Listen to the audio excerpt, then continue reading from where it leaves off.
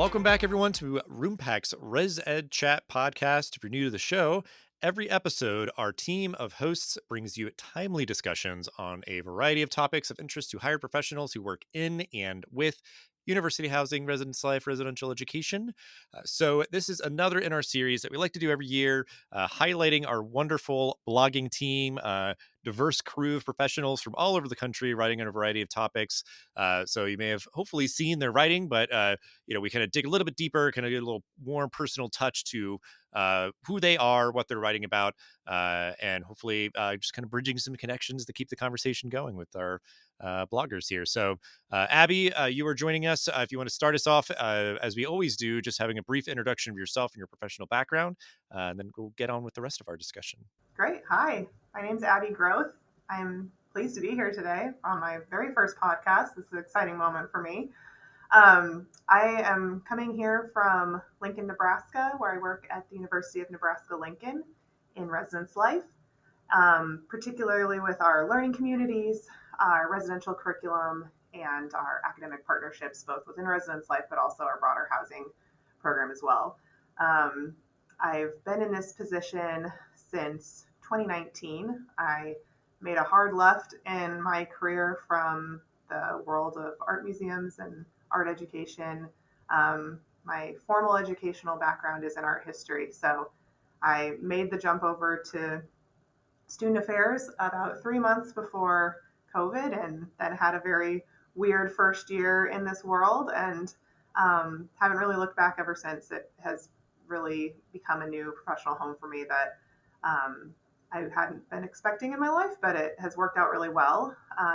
And I have found a lot of sort of similarities between the work that I did in the art museum before coming over here to student affairs. So it doesn't feel as disjointed in my mind as it might on the surface.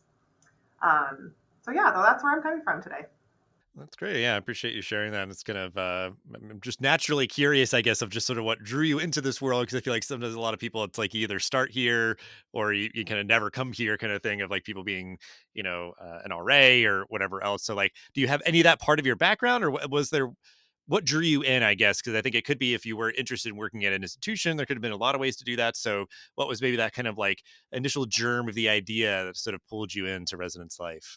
Yeah, that's a great question. I did not have the traditional res life background. I kind of always joke, like, I think I knew my freshman year RA, but I don't remember any of my other RAs. I was probably not the ideal student. I don't remember going to hall programs and doing all that stuff. So now, of course, I'm totally into the positive benefits of being involved in your residence hall community, and I wish that I would have been a little bit more, paid a little more attention when I was in college, but no, I came from a totally different background. Like I said, went through undergrad and got my master's in art history, and I was working at the University of Nebraska at the Sheldon Museum of Art, which is our campus's our primary art museum, and I really enjoyed what I did there. I worked in the education department and helped plan public programs and worked with classes when they came into the museum. And so some of the things that really appealed to me about that position were the idea of a museum as, or a gallery as like a laboratory space.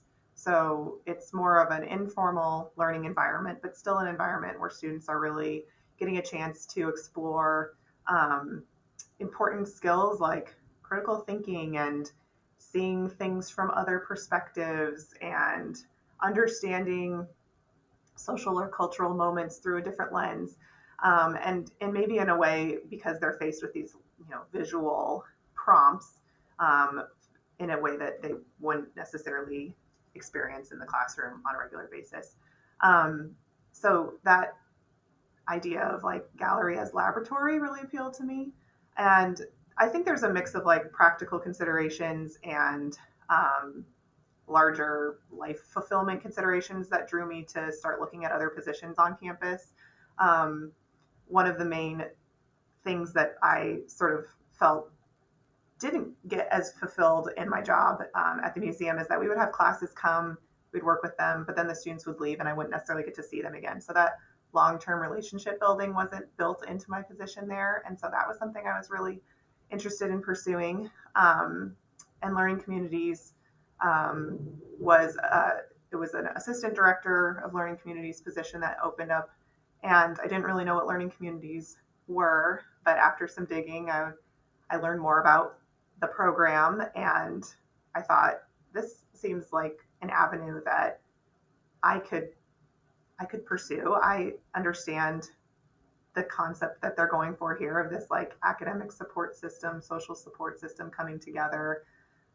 In a way, it feels like the residence hall is also a laboratory for learning.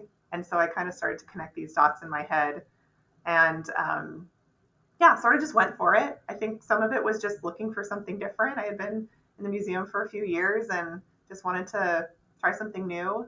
And it felt like the right time in my personal life to make a move. And, you know, when I came over to residence life and started really digging into it, I think that idea of like, this is a site for learning in a way that is different than the classroom, of course. It's different than a formal, you know, STEM lab, of course, but is really a zone where, I mean, students spend more time here than they do in their classroom over the course of an academic year. So it stands to reason that some of those really important developmental moments are going to happen in our spaces. How can we set them up for making the most of that time? So I really felt like that thread that was important to me of like helping students learn outside of the classroom could be carried through, and that gives me a lot of personal fulfillment. I also really enjoy coming from a humanities background. I'm always interested in like these interdisciplinary environments and like kind of connecting things that seem disparate but are maybe have more in common, or there's a thread that you can sew from one to the next.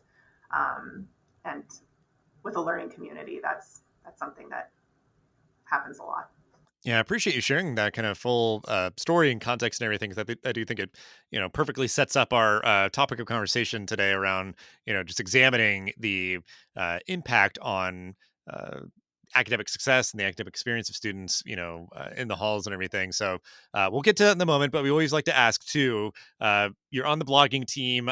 Just kind of unique experience that a lot of folks are going on with you currently and have done in the past, and we've highlighted and want to sort of uplift sort of the stories or what was sort of the motivation, inspiration for kind of taking the leap. So, what inspired you to want to join the Roompact blogging team?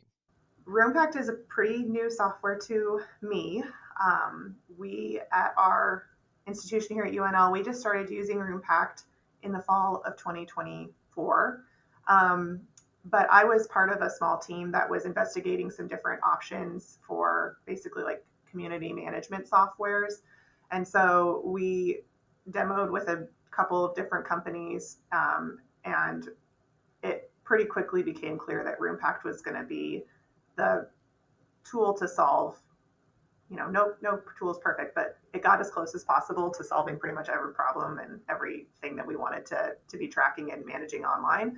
So I had myself and a couple other colleagues were some of the early folks to dig into what Roompact looked like and all of the features that it could offer.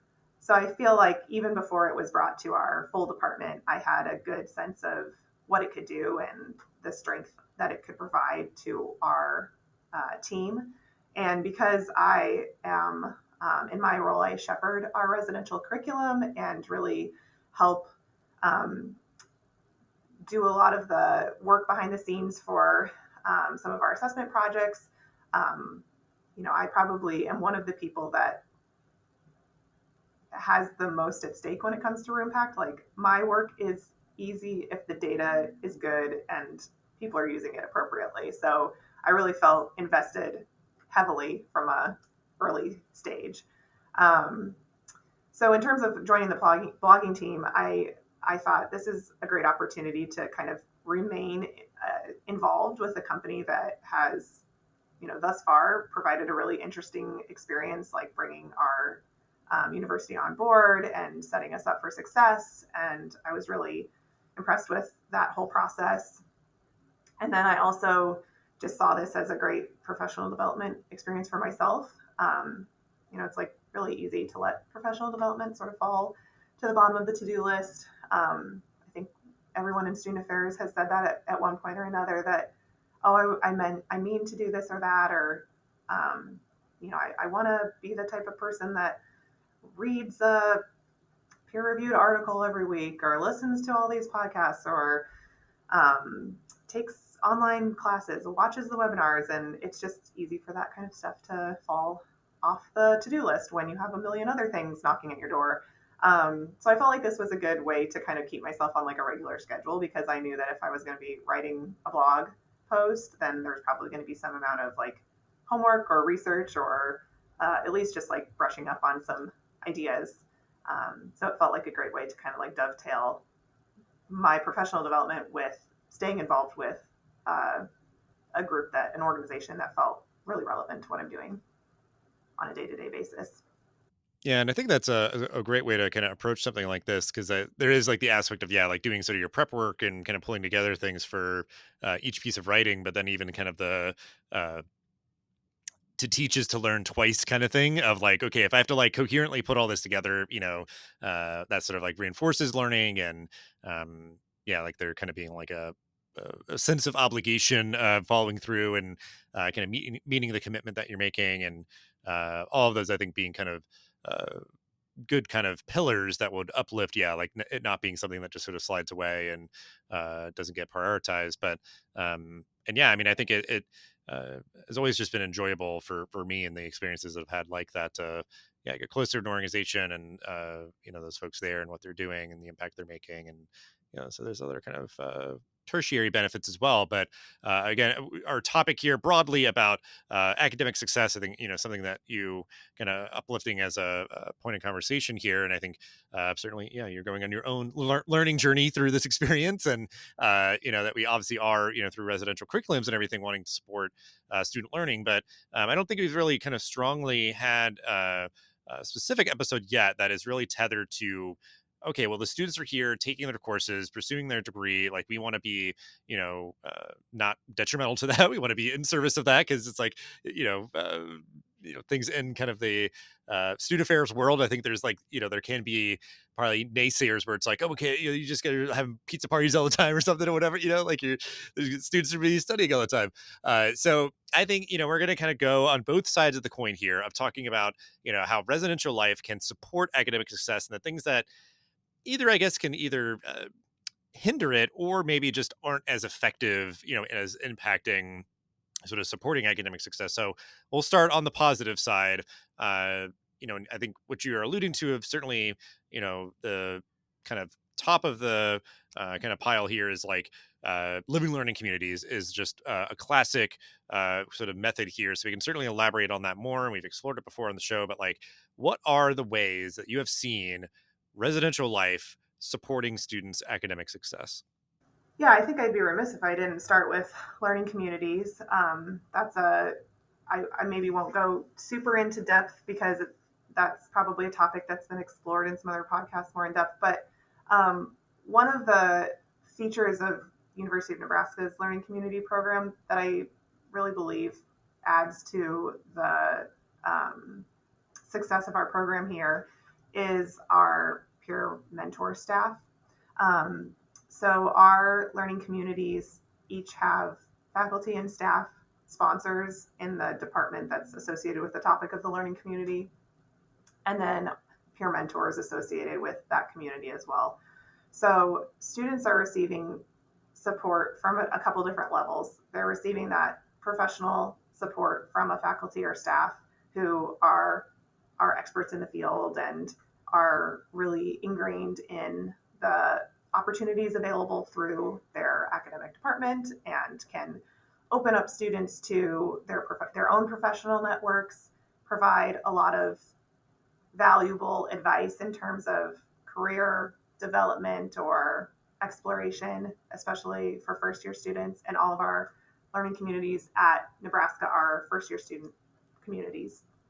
So they're definitely a lot of students who are still kind of in that exploratory phase. They're just figuring out, what does it mean to be a mechanical engineer? What does it mean to be a pre-health student? There's a lot of ways you can go with that designation. Um, so our professional staff and faculty provide an amazing layer of support. Our peer mentors are often part of the same college or major. Some of our learning communities have pretty broad categories, so the majors might not match up one to one for every single student, but they really provide a different angle of support. They are a little bit more of the like boots on the ground. I'm giving you the some really practical, transparent advice about the program that you're in right now, down to if you're this type of learner, this faculty will be great for you in this course. Here's a class that I really recommend because it, gave me the opportunity to go on all these site visits. Or, sometimes the other way around too. Like, I would avoid this class if you can avoid it. I don't, as a professional staff, I try not to get too in the weeds with what kind of advice they're giving their mentees, but they're really, they're the ones who have just lived it like 1 year ago or one semester ago, and so then they're giving this like really immediate, really responsive to the environment advice and guidance to their mentees, and I think that's something they would really have a hard time receiving from a professional staff member, even one in residence life, who I think, we like to pride ourselves on being pretty in tune with what students are desiring and interested in. So the mentors really are able to respond to each student's needs and learning styles, and also just like everything else that's going on in their life, and kind of weave together that personal and academic life, and like how to navigate that when you're a student. And then a lot of our mentors also serve in like sort of a tutoring capacity. So we might have study groups that form out of our weekly floor hours, which are kind of like office hours for the mentors. And so then that becomes another layer of that academic support within our learning communities. And I think I know there's definitely other schools out there that have peer mentors for their learning communities, but I think that's one of the pieces of our model that really works well and is kind of one of our points of pride in terms of why we feel like our learning communities are pretty successful. So that's our learning communities. I'll just stop you there because I think there's like, yeah, so much power in that because I think it brings a lot of intentionality into what like may end up just being sort of like anecdotal or we've built it and they should come or whatever, the idea of a lot of presumptions that folks might have of like, well, we have tutoring or we have these like, coaches or mentors or whatever else. And like, but then being like right there and, and I'm sure some schools, like, I mean, have neither. Some maybe have one or the other of like faculty or peer mentors. I think it's great to hear that you have both. And because I think like, and then even like the structured time, because I know it's some people, it's like more helpful for them to have like the set office hours kind of time. And other people, it's like, well, I need it more like on demand or whatever. But I don't know. So I think like those sort of like, yeah, the broad strokes of living learning communities, I'm glad that they've kind of entrenched themselves as sort of this more kind of traditional classical kind of way to approach this sort of thing. And I think hoping that they just, continue to persist and expand because I think certainly with the way that you framed them as well, like having them be more um, catered towards a new student, they, would hopefully be really forming some good habits, good community, and um, confidence and all those sort of things. But then I think the other ways of like, how residence halls and residential living like impacts positively impacts academic success. It's like, just the you know parts of it that are just sort of almost like uh in the background of like quiet hours or like study spaces and all that, because I think like we did an episode recently about like kind of the marketing of residence life and that experience and everything. It is still, I think, something where uh and I guess it still holds a lot of just like the inherent value that's like kind of irrefutable that it's always had of just sort of like the fun and the social connections and all that. But I think depending on who your audience is or the institution, you may need to kind of lean into like, if you want to try to like, make the most of your investment of pursuing your degree here, uh, you know, choose to live on campus for the convenience, for the support, for, it's just like very strong kind of safety net to make sure that like, just the day to day is easier, and that like there's people that may notice if it's like, oh, it seems like you're a little stressed out, or you haven't come out of your room a lot or whatever, like that, like in all ways, because I think you're even acknowledging that as well. It's like it's much about just like, oh yeah, you're preparing for this midterm in this one class, like let me help you with that. But it could be like just full 360 kind of support, where it is if it's like, okay, well, like you're doing well in your courses, you feel like you've got a good handle on all the concepts that you're trying to learn, but like, yeah, you just may need to help manage your stress better, or feel like you're not so isolated or whatever else, like that the people there care and will help you with whatever you need to the best of their ability. So I think there's just a lot of sort of very tactical things, the very sort of like emotional things, or uh, that you know I mean, certainly not limited to a living learning community, but would add to it of just like living in a residence hall means that you have like, quiet hours and certain rules and policies and all that that help, I think, facilitate a positive learning environment. And then sort of the added benefit of all the sort of, kind of details of the living learning community. So, um, I think just to kind of, keep us moving along, I think, it may just be kind of the contrast and sort of the opposite of much of what we spoke about. But like, from your experience, are there things that maybe like it could even just be this idea of like things that people think work but don't actually work as well as they think when they're trying to kind of craft a living experience for students when it comes to academic success. Just what comes to mind, I guess, is some of the other sort of like pitfalls to avoid in this area. Sure. I think there's some natural challenges when you have 1,200 students living in the same building to, you know, making sure everyone always has a quiet environment for studying. That's not possible, right? That's just too many humans to be able to control that tightly. So I think there's some natural challenges there. Distractions are easy, that sort of thing. But I also think like in a sort of like era where residence life departments are really trying to emphasize their um, academic interest or emphasize their ability to play a key role in the academic success of students, sometimes we find ourselves almost like trying too hard or um, wading into territory where maybe we don't have the expertise needed to really provide the right kind of support for students. And then sometimes it's also just a matter of like duplicating services that already exist. So I'll give an example from this past academic year.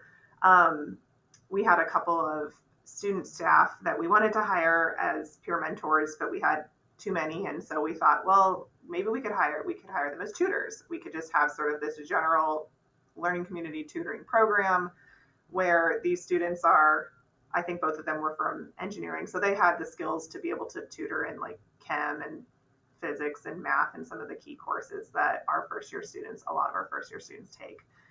And while they certainly did serve some students, it wasn't as heavily used as we had anticipated or hoped. And I think that there's probably a number of reasons for that. One was that these folks weren't attached to a specific learning community, so that relational aspect that students have with their mentor who sees them on a really regular basis, that wasn't there. They were really more of an external resource for students to plug into as needed.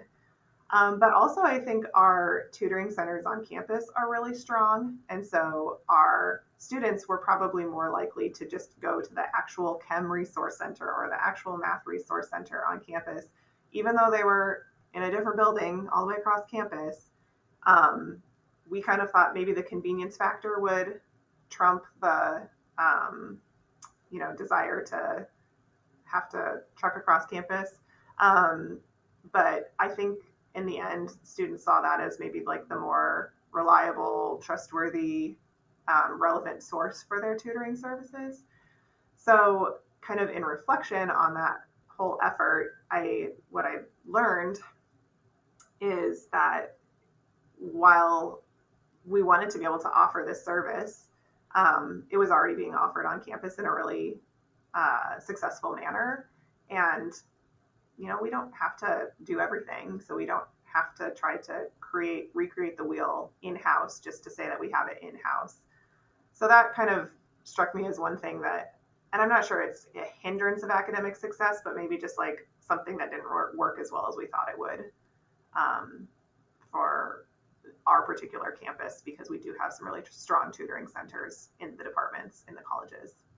Yeah, that just like brings to mind for me like half the battle sometimes is just like awareness of things. Like if you can be of service by just highlighting and uplifting things that are already available to the students, versus yeah, like you're saying, like recreating the wheel or sort of duplicating or whatever else. And yeah.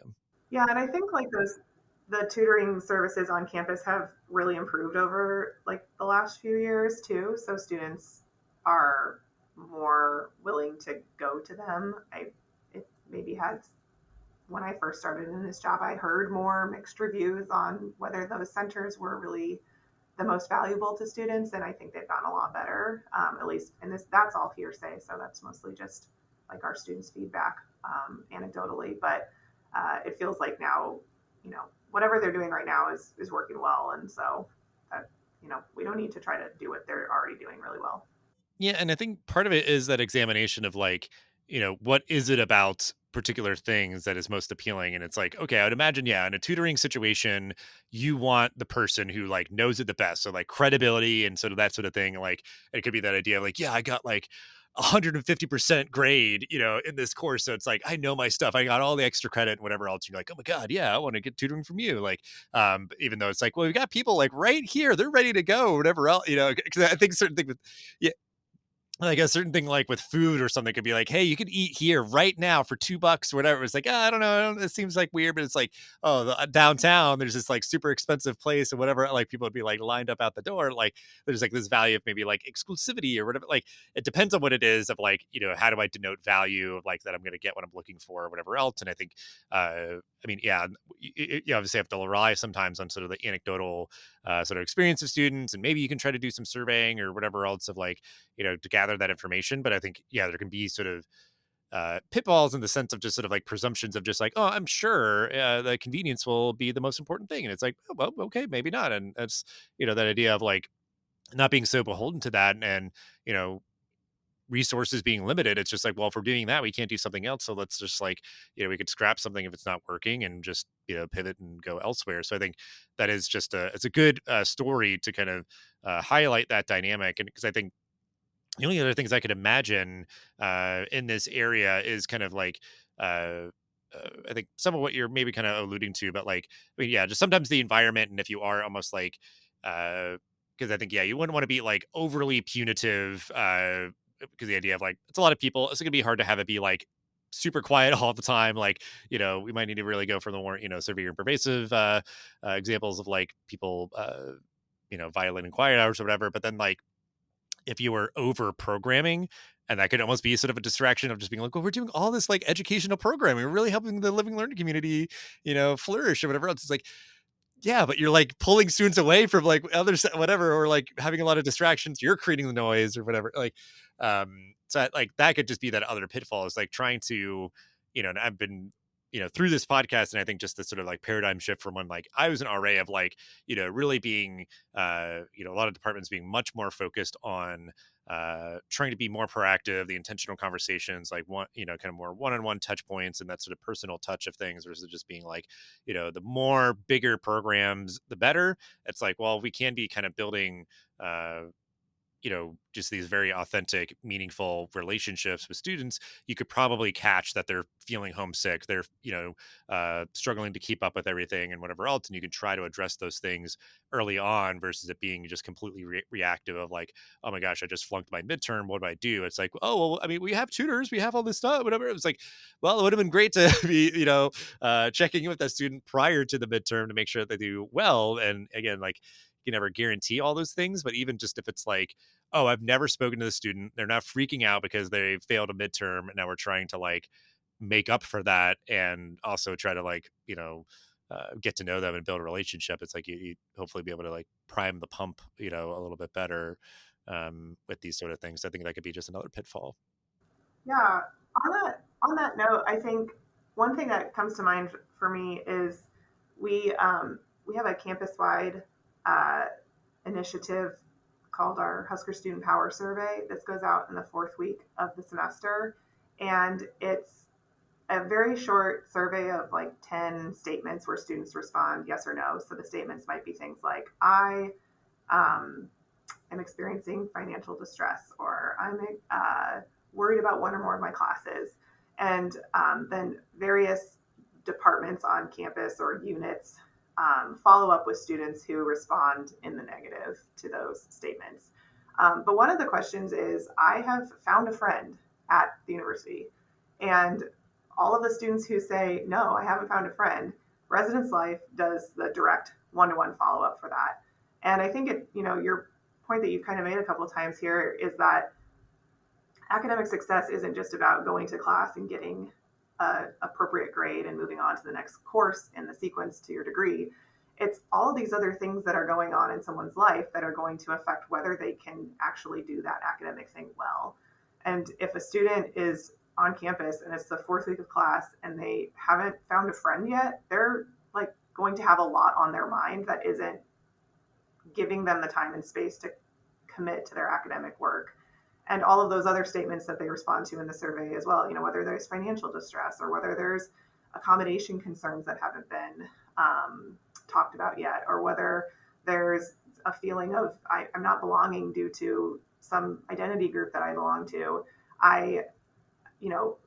If we can help students like work through and navigate those issues, then we free up their minds to concentrate on the thing that they're here to do, which is to take classes, pursue a degree, graduate. Like those, ultimately, we want to get them to graduation. And so these retention flags essentially are really important for us to catch early. That's why we do this survey 4 weeks in, so that there's still time for students to kind of like course correct in that first semester. We want to really make sure that students make it from the first semester to the second semester. That's a big milestone of coming back in spring, and then of course coming back for their sophomore, second year. And I really believe that Residence Life plays a key role in helping understand where students are at in that retention journey. Whether it's having the conversation about finding friends and getting connected socially, or whether that opens up a conversation to say, well, I said I hadn't found a friend, but also I'm like, my family emergency at home just came up, and I'm going back and forth, and I'm not even really here all that much. And now we're sort of like unpacking the can of worms that shows that this student is in need of some serious support, and we can now link in some of our other support units on campus that are really well equipped to deal with whatever particular challenge the student is facing. So I think we're often and I say our RAs most of the time are most often some of the first people that get a sense of something going wrong with a student. And then we can, we have so many arms out in so many different areas in campus that we can kind of connect students to. And that's all in service of academic success, even if the particular issue in the moment isn't purely academic. So I think we provide a lot of value in that way. Yeah, well said, and very strongly agree. 'Cause I think just in my background, like working as a student support coach, it was like, yeah, where yeah, the students, because I think that's even part of it is like, like you were admitted for a reason. Like we thought that you were able to do this, and like you can. But yeah, we want to remove as many points of friction and hurdles as possible, and maybe that's academic related or not. But yeah, I think the pitfall would be is if like. If an institution was being like overly or exclusively concerned with just like grade performance or something. It's like there's going to be so much more than that you got to be able to pay attention to and have this, kind of staff in place and things to be responsive to that. So I think yeah, all good things of the pitfalls to avoid, and why all this work kind of matters and everything. So we will wrap up though, as we always do, just kind of give you the opportunity if there is advice and or resources that you would want to share with listeners that are interested in kind of learning more about this topic, or just things to kind of leave folks with as we conclude this episode. Sure. Yeah. I think it sounds a little like I'm, speaking for the man here, but like Roompact is really one of the best resources out there in terms of learning more about residential curriculum and academic support in residence life, whether it's through the blog or through all of the different resources that they've sort of compiled together. They're really one of the most organized resources out there in terms of learning more about academic support in residence life. So I would certainly recommend Roompact's website and academic support resources. Um, some of the in-person experiences that I've been part of through ACUOI have been really valuable for me. So they have a residence education that's newly named Residence Education Conference in the fall. It used to be called the Academic Initiatives Conference. But that has been a really great conference. I've attended several times now at a good size where it's not one of these huge massive conferences where you kind of just get lost in the crowd. It's a couple hundred folks, and so you have the opportunity to actually talk with people, and a lot of them are other people doing learning communities or faculty in residence or residential colleges or student support. And so for someone like me who I have a small team here, it's nice to go out and kind of learn a little bit more about what models are happening at other institutions. Like we talked about earlier, what works, what doesn't work. So that's been a really valuable conference and a good use of professional development funds in my experience.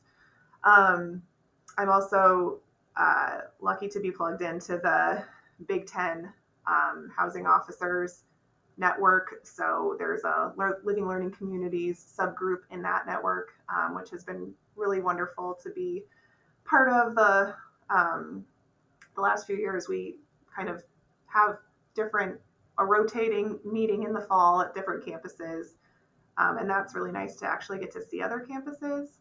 Whether you're part of a formal network or not, if you have a chance to tour another campus and see physical space, sometimes that really is surprisingly insightful in maybe a way that doesn't seem like it would be on the surface. You think like, okay, I just see another residence hall, like whatever, it's basically going to look the same as our residence halls.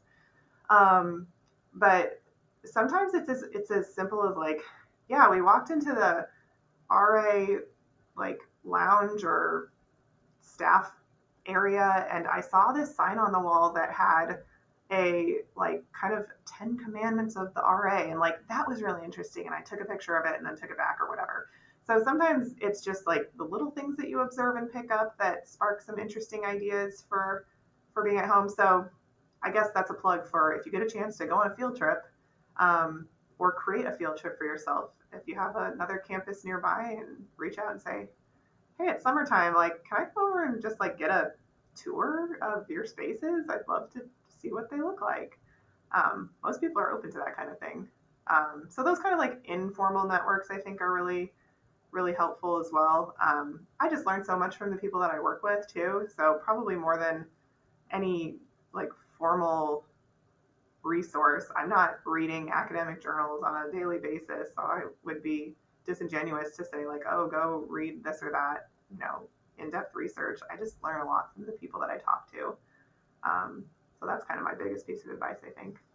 Yeah, I mean, I think both formal and informal learning networks are crucial. 'Cause I think whether it's that people can just literally teach you new things that you didn't know before, normalize what you're going through, or just kind of help you problem solve, just answer kind of more specific tactical questions and things that you have. Like, one way or another, you would, I think, be well served by both groups. And it's just more sometimes like where, okay, we got this intensive version of it, during a conference or whatever else. But I do like that idea of asking friends at other institutions for tour and stuff because they love walking around campuses and seeing inside buildings. I'm just like a curious guy, but I think you can get like inspiration from them and maybe just like offer to buy coffee or something like that. And but because I think just that acknowledgement of learning can happen kind of anywhere and everywhere. So I think that is good advice to leave folks with, and just appreciate you all that you're doing for the blogging team and Roompact, and your kind words about all that we do, and just appreciate your time sharing all you did. So thanks for hanging out for the podcast. Thank you so much for having me.